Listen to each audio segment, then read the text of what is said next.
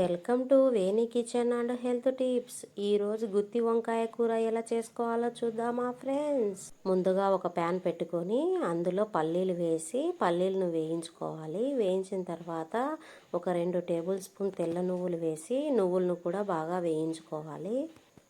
ఒక కొబ్బరి ఉడక వేసి కొబ్బరిని మెత్తగా దంచిన తర్వాత 2 అల్లం ముక్కలు వేసుకొని అవి కూడా మెత్తగా దంచి కొన్ని వెల్లుల్లిపాయలు వేసి ఉల్లిపాయలు కూడా వేసి అన్నీ మెత్తగా దంచుకోవాలి. మెత్తగా మెదిగిన పేస్ట్ పక్కకు తీసి పెట్టుకోవాలి. తర్వాత ముందుగా వేయించి పెట్టుకున్న పల్లీలు నువ్వులను వేసి అవి కూడా పొడిలాగా దంచుకున్న తర్వాత 1.5 టేబుల్ స్పూన్ కారం, 1 టేబుల్ స్పూన్ ధనియా పొడి, రుచికి సరిపడినంత సాల్టు, కొంచెం చింతపండు అన్నీ వేసి బాగా దంచుకోవాలి.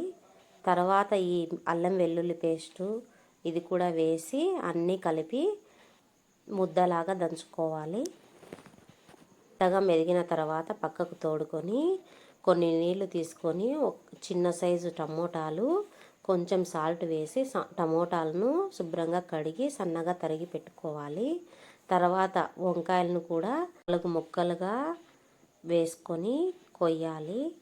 తర్వాత అన్నీ కోసుకున్న తర్వాత ముందుగా దంచి పెట్టుకున్న ఈ పేస్టును వంకాయలలో ఒప్పులకు బాగా పట్టేలాగా పెట్టుకోవాలి.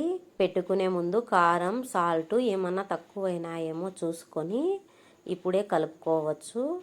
తర్వాత అన్ని వంకాయలకు పెట్టుకున్న తర్వాత ఒక కుండ పెట్టుకొని చిన్న గ్లాస్ ఆయిల్ వేసి ఆయిల్ బాగా కాగిన తర్వాత పోపు దినుసులు వేసి అందులో ఒక 2 ఎండుమిర్చి 4 రెమ్మల కరివేపాకు వేసి బాగా వేయించుకోవాలి. మీ దగ్గర కుండ లేకుంటే ప్యాన్ అయినా పెట్టుకోండి. కుండలో చేస్తే చాలా రుచికరంగా ఉంటుంది.